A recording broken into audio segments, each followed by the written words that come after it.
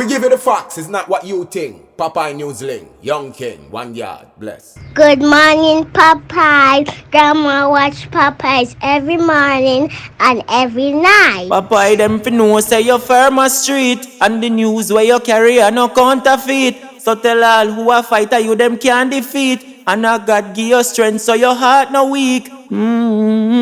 So may I say God and greatness. Like, subscribe and share to Popeye News Links if it's the truth you want to hear. So yeah. Greetings viewers and subscribers. Sandra, today is your birthday. Your sister Marlene, she's asking us to bless you up on your birthday. Let's hope that today you're going to be having a wonderful birthday and may you live to see a whole heap more. In the news today, I am doing some digging on this one, but if you look on your screen, those photographs are of the same person. And the reason why I'm covering his face for now is that the police, they might be placing him on an identification parade, and me no want nobody say Popeye Tom anyhow. You remember I've been telling you about a guy who turned up at the Falmouth Hospital and he was suspected to be involved in the killing of Constable Fairclough in St. Ann. That is the guy. The photo to the right is him in hospital. He gave the police a wrong name, but tomorrow I'm gonna be telling you exactly who he is and what he was wanted by the police for. He was featured on this channel before, so stand by for that. In this next story, early Friday morning, April 12, about 6:30, a female named Kerrine Housing. She is 56 years old and she's living at Top Albany in the Islington area of St. Mary. Kerrine, she went to the Songsters International Airport and she was about to board a flight to Atlanta. While she was there and she was being screened at the security checkpoint, it was observed that there was a bulge in the left front pocket of the pants that she was wearing. She was told by security personnel to remove the item from her pocket and place it in the divest bin. The bin was sent through the X-ray machine and anomalies were detected. When checks were made, it was a transparent bag containing 5.38 cartridges. The police, they were called in and Kerrine, she ran out of the airport and escaped on Godfrey Dyer Boulevard.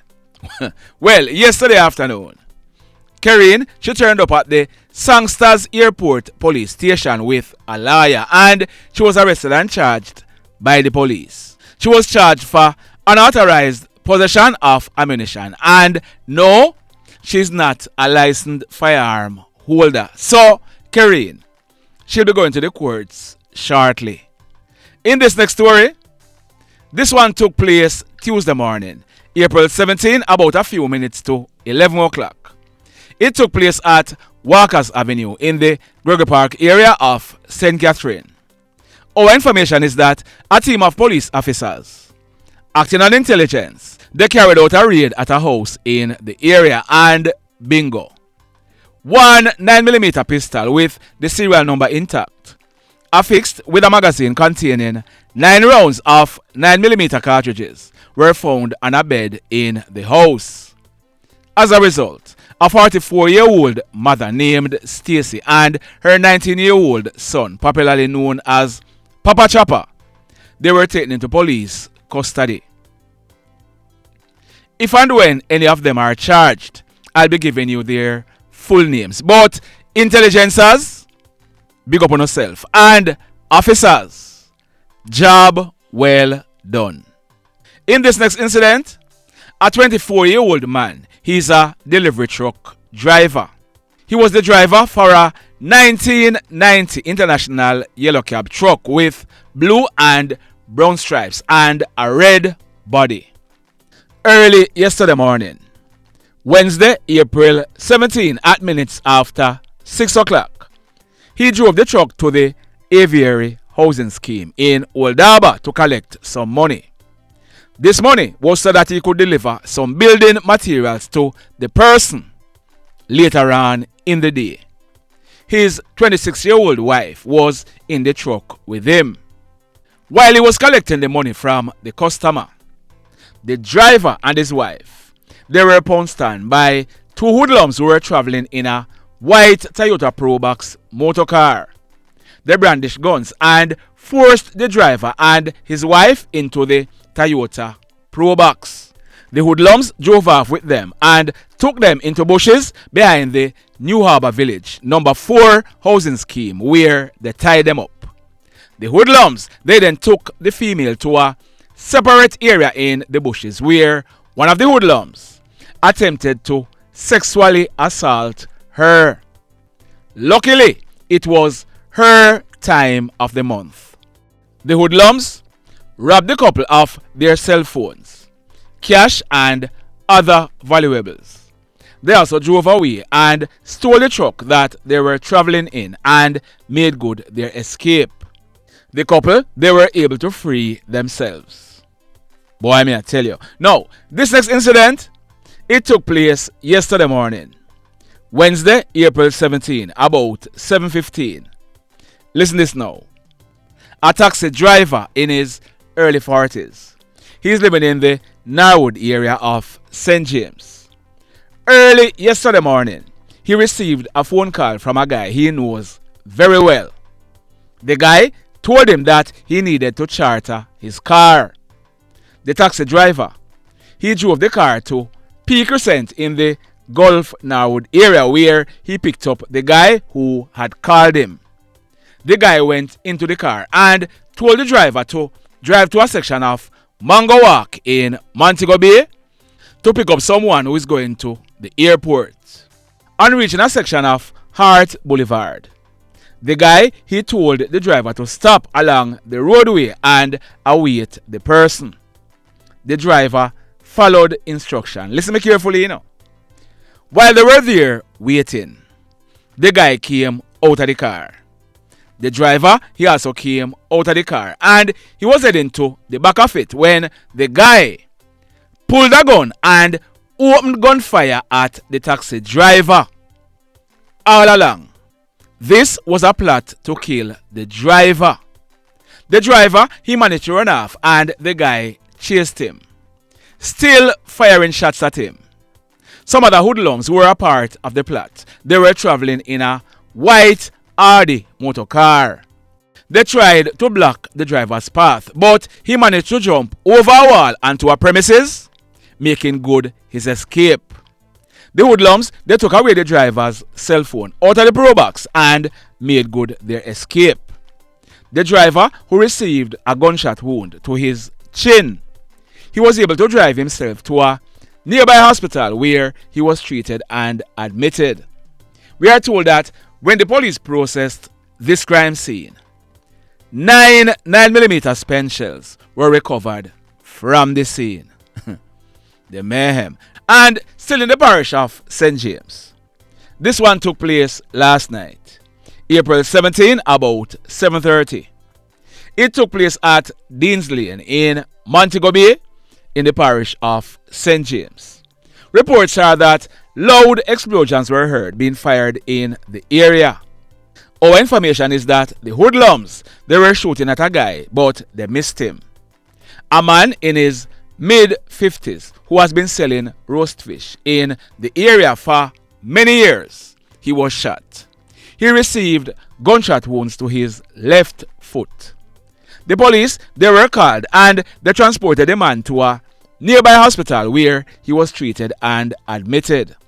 We are told that when the police processed this crime scene, 6 9mm spent shells were recovered from the scene. The mayhem.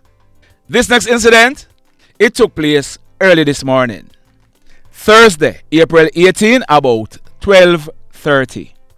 It took place in the vicinity of Paradise Estate housing scheme along the Paradise Main Road in the parish of Westmoreland. Our information is that young man on your screen, his name is Ackeem Hamilton. He was a 28-year-old maintenance worker living at Farm district in the parish of Westmoreland. It is said that Ackeem, he was driving a 2006 brown Nissan Sunny motor car. He was traveling from Savannah Lamar towards White House direction when, on reaching a section of the Paradise Main Road, he ended up losing control of the car. As a result, the car hit the fence and collided into the concrete wall fencing of the Paradise Estate housing scheme perimeter fencing. And that was it for Ackeem. He was pinned down in the car and he had to be removed by firefighters. He ended up dying on the spot. Sad indeed. In this next story, if you look on your screen, the post to your left, I made it on our Facebook page earlier this morning. It was captioned, "Photo of alleged woman beater Maffy who was stabbed to death by one of his ex-girlfriends at Chichester in Hanover yesterday." The exclusive details coming up shortly on Popeye News Links on YouTube. We bring you the realest news. There are some persons who were upset with that post. One guy asked me if him ever beat my sister or my gal yet. I answered yes. Anyway, someone is dead. And like I always say, whenever someone is dead, don't care how bad or evilous that person was. There are persons who will be mourning, and I appreciate that. There are some persons who will say, don't speak evil of the dead. But like I always say, truth cannot be evil. Since the incident yesterday, I have heard enough from different people, from relatives of females, from family members of females, from the police, and that is the reason I made the post. If you should go on Facebook, although some persons delete their comments, up until now, none of them are saying that I was telling a lie. So, the guy on the screen, his name is Lavis Mullings, but he was popularly known as Maffy. On August 29 coming up, Maffy, he will be celebrating his 40th birthday. He lived at Chantilly in the Savannah Lamar area of Westmoreland. We are told that Maffy, he was involved in a relationship with a female in her late 20s named Oshin. She's living in the Chichester area of Hanover.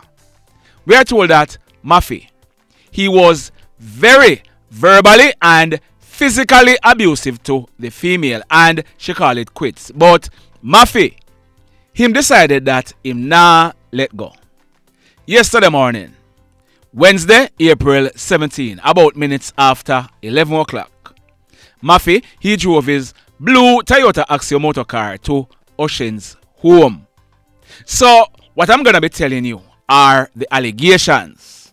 It is said that Maffy, he parked his car at the gate and he went into the house where an argument started with him and Oshin. During the argument, Maffy, he was stabbed to his left hand. It is said that Maffy, he left out of the house, went to his car at the gate and used a marina and a rag to tie up the hand that was cut. Instead of Maffy driving away, he went back into Oshin's room in the house. Another argument developed and he was again stabbed, this time to his upper body. As a result, Maffy, he fell to the ground. The police, they were called, and when they arrived on the scene, the lifeless body of Maffy was seen lying on the ground in the back room with a rag and a white marina tied around the wound on his left hand. He was in a pool of blood and he appeared to have died on the spot. The police, they also seized the weapon that was used, a small brown handle stainless steel knife. It was on the bed in the room. The female, she was taken into police custody. Them have a saying, trouble no set like rain. The mayhem. And still in the parish of Hanover. If you look on your screen, that post was made online in September 2022. She said, "My name is April Labine. I am a proud indigenous woman born March 29, 1972.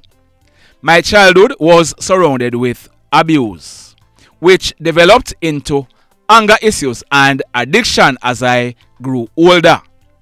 I supported my addiction through prostitution and crime and spent many years behind provincial jails and federal prisons. In 2004, I got involved with harm reduction, which began the process of healing. Through Passan, I met and signed up for Confluence Arts Collective's theatre group, which completely changed my life forever. In our first theatre project, the Countess and me, we were many strong and resilient women standing together as one, coming together to eventually perform at Bodies in Bad Times Theatre here in Toronto. Today, I have been sober for 4 years and am happily married. I work at Consumption Treatment Services at Fred Victor. This job has become my passion, being able to help other addicts. I had to find my purpose through my journey. Only I could have walked in my shoes with no regrets. In September 2022, April said she was happily married.